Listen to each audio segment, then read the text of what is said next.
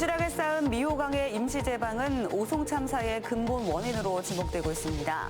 장마철이 다가오는 지금 현장 상황은 어떤지 취재했습니다. 12대 충북도의회의 후반기 의장 선출 등 원 구성에 관심이 모아지고 있습니다. 현재 서너 명의 의원들이 후반기 의장 유력 후보군으로 거론되고 있습니다. 청년 농업인의 정착을 돕는 멘토링 사업이 본격화하고 있습니다. 충북 농협이 중심이 돼 베테랑 농업인의 기술과 지혜를 나눴습니다.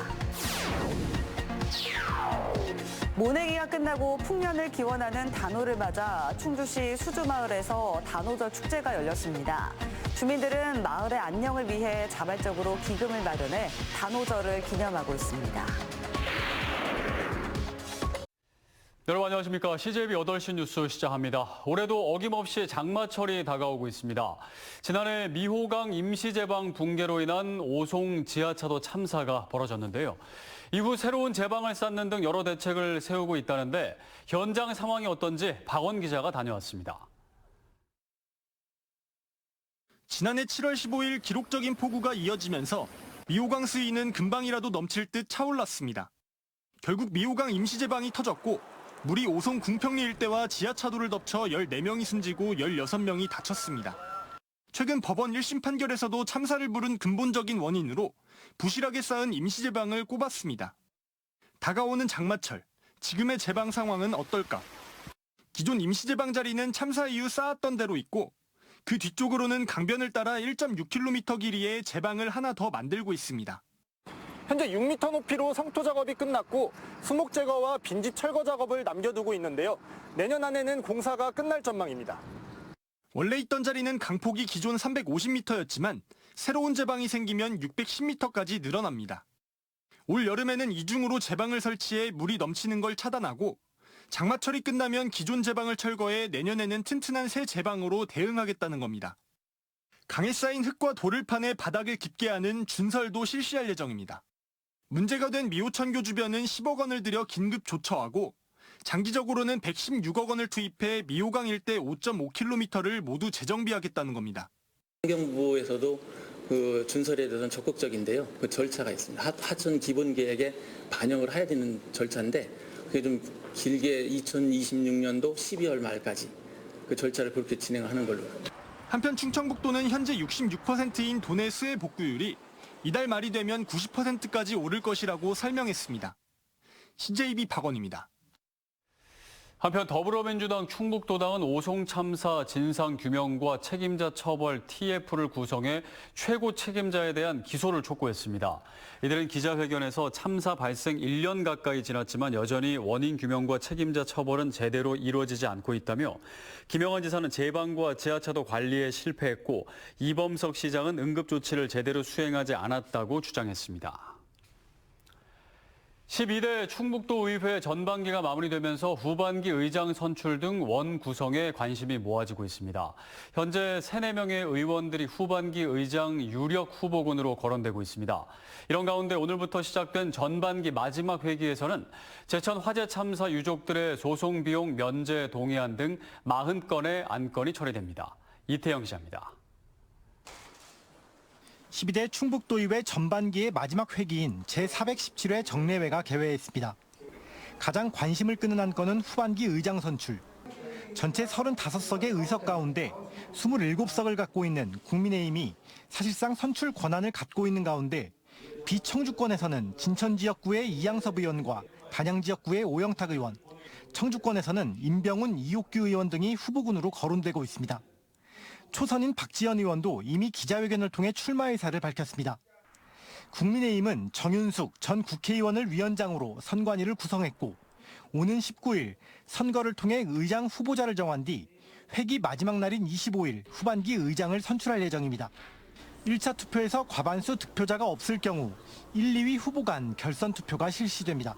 25일이 공식적으로 본회의장에서 모든 의원님들이 모여서 선거를 하는 날이 될 거고요. 그 이전에 각 당에서 후보자를 선출하는 과정이 있을 예정입니다. 이번 정례회 기간 처리될 안건은 조례안 33건 등 모두 40건. 특히 충북도가 제출한 제천 스포츠센터 화재 참사 관련 소송 비용 면제 동의안도 처리됩니다. 앞서 유가족이 충청북도를 상대로 제기한 손해배상 청구 소송에서 법원이 소방당국의 과실과 피해자들의 사망 사이 인과관계를 인정하지 않으며 오히려 소송 비용까지 떠안게 된 상황에서 의회가 동의안을 수용하면 유가족은 1억 7,700만 원의 소송 비용을 면제받게 됩니다. 한편 1차 본회의에서는 교육위원회가 제출한 청주 외국인 전용 카지노 입점 반대 결의안이 채택됐으며 결의문은 국회와 교육부, 청주시 등 관련 기관으로 보내질 예정입니다. CJB 이태현입니다. 그동안 어린이집과 유치원의 경우 관리 주체가 다르다 보니 급식비 지원금이 2배 이상 차이가 났습니다. 그런데 어린이집과 유치원을 하나로 묶는 이른바 유보통합의 첫 상징적인 조치로 충청북도와 교육청이 급식비를 공동 분담하면서 보육 환경이 개선됐습니다. 김세희 기자입니다. 청주의 한 국공립 어린이집 점심시간. 한우 불고기에 샐러드, 과일까지 다양한 메뉴가 준비됐습니다. 이곳 어린이집의 원화 한 명당 책정된 급식비는 3,200원으로 지난해보다 500원가량 늘었습니다. 오는 2026년 유치원 교육과 어린이집 보육을 하나로 묶는 이른바 유보통합 시행을 앞두고 충북도와 교육청이 상징적인 조치로 급식비를 공동 분담해 인상할 수 있었습니다. 지금까지 유치원은 교육청이 원화 한 명당 2,500원의 급식비를 지원했지만 어린이집은 1,000원에 그쳤습니다.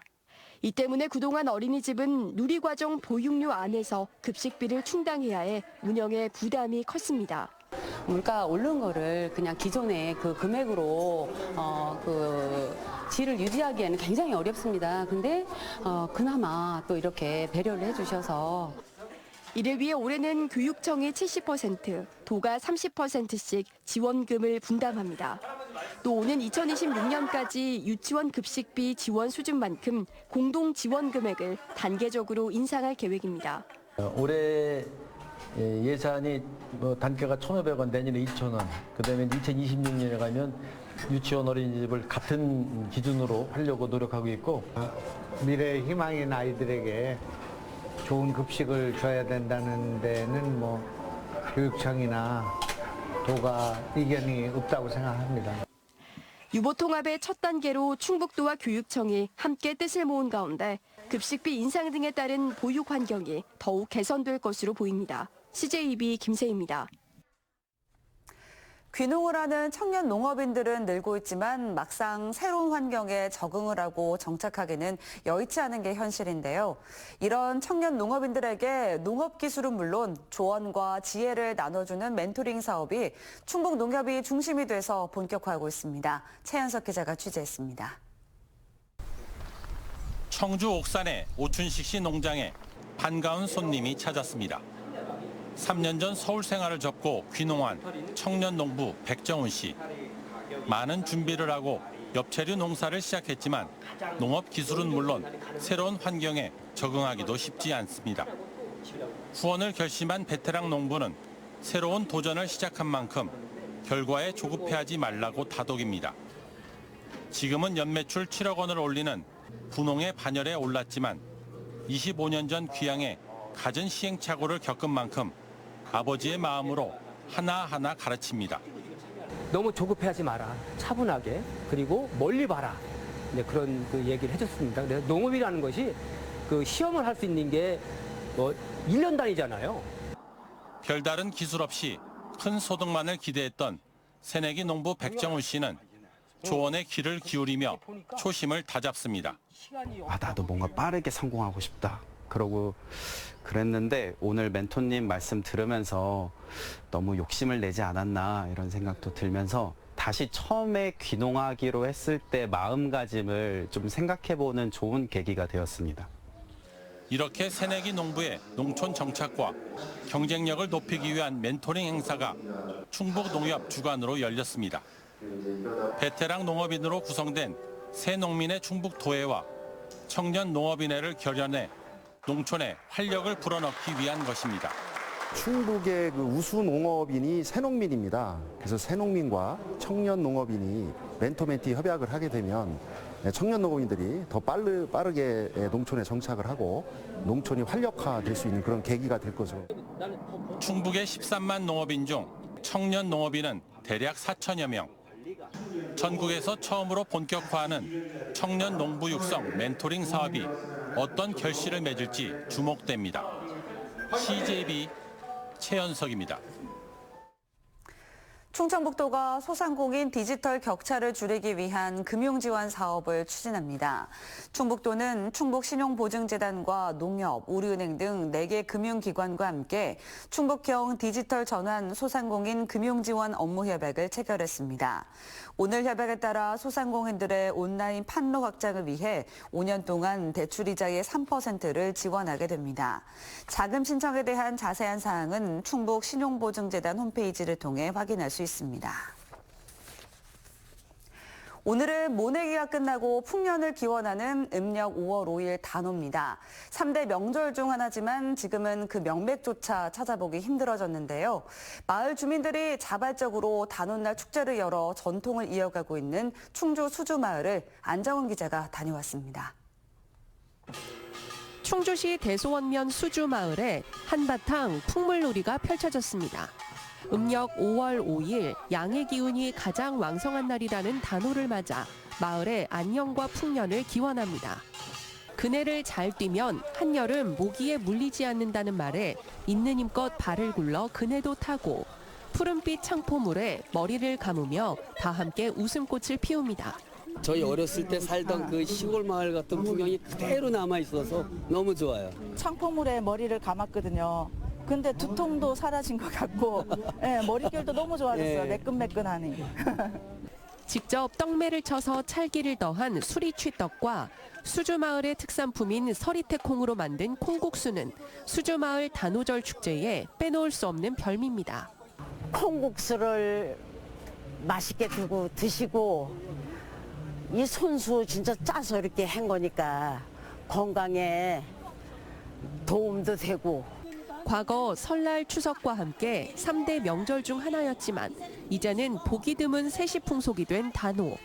수주마을 주민들이 자발적으로 기금을 마련해 단오절을 기념하는 건 전통을 지키고 마을을 하나로 이어주길 바라는 마음에서입니다. 여기 이 농촌 마을에 이런 축제가 없으면 만날 기회도 없고 또한 이건 민속놀이이기 때문에 쭉 이어가고 싶습니다. 바쁜 농사철과 무더위가 시작되기 전 다 함께 숨을 고르며 쉬어가는 단오는 옛 조상들의 해안과 풍류를 엿볼 수 있는 소중한 문화가 되고 있습니다. CJB 안정은입니다.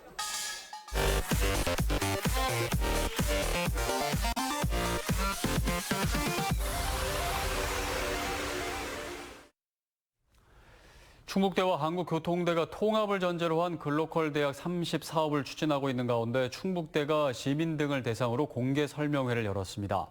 오늘 설명회는 글로컬 대학 사업 추진 과정과 실행 계획에 대한 설명과 함께 대학 통합 발전의 방향에 대한 토론 순으로 진행됐습니다. 충북대와 한국교통대는 지난해 11월 글로컬 대학 사업에 선정됐으며 이달 말까지 교육부에 통폐합 신청서를 제출할 예정입니다. 단양군이 단양에서 일주일 살아보기 참가자에게 1인당 최대 40만 원을 지원합니다. 단양군은 오는 11월까지 6박 7일 동안 단양에 머물며 SNS에 하루 한 건 이상 단양을 알리는 홍보물을 게시할 참가자를 모집합니다.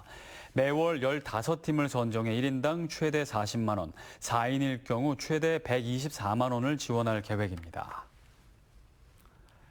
충주시가 농림축산식품부가 주관하는 농촌협약 공모사업에 선정돼 4개 면에 400억 원을 지원합니다. 오는 2029년까지 대소원면과 앙성면에 각각 150억 원을 들여 아동청소년 복합센터와 노인복지시설을 건립하고 신리면과 노은면에는 기초생활거점시설 등을 추진할 계획입니다. 충주 농특산물 브랜드 충주씨를 내건 농산물 직거래 장터가 중앙탑공원 충주박물관 인근에서 운영됩니다. 충주시 로컬푸드 직매장이 주관하고 청년 농업인 등이 참여하는 충주시샵 직거래 장터는 6월부터 10월까지 매주 토요일과 일요일에 열립니다. 청년 농업인이 직접 재배한 오이, 방울토마토, 밤 등 50여 종의 품목을 시중보다 저렴하게 구입할 수 있습니다. 오늘 오후 2시 10분쯤 청주시 청원구 율량천 제방공사장에서 상수관로가 이탈하는 일이 벌어져 단수와 탁수 민원이 수백 건 접수됐습니다. 관로 이탈은 공사 관계자가 굴착기 작업을 하던 중 제방 사이에 묻힌 길이 25m, 지름 50cm 규모의 상수관로를 건드리면서 발생한 것으로 전해졌습니다. 율량동과 내덕동, 신봉동, 운천동 등에서 400건 이상의 민원이 계속됐고 청주시는 응급 복구 작업을 벌이고 있습니다. 충주경찰서는 갓 출산한 아이를 숨지게 한 20대 미혼모 A씨를 불구속 입건했습니다. A씨는 지난 5일 오전 5시쯤 충주시 연수동의 한 아파트에서 출산한 뒤 아이가 울자 질식시켜 숨지게 한 혐의를 받고 있습니다. A씨는 임신과 출산 사실을 부모님께 들킬까 봐 그랬다고 진술한 가운데 경찰은 조만간 A씨에 대한 구속영장을 신청할 방침입니다. 오늘 오전 1시 25분쯤 충주시 노은면의 한 농가 창고에서 불이 나 50분 만에 꺼졌습니다. 이 불로 농기계 등 6,700만 원의 재산 피해가 났고 인명 피해는 없었습니다. 소방당국은 정확한 화재 원인을 조사하고 있습니다.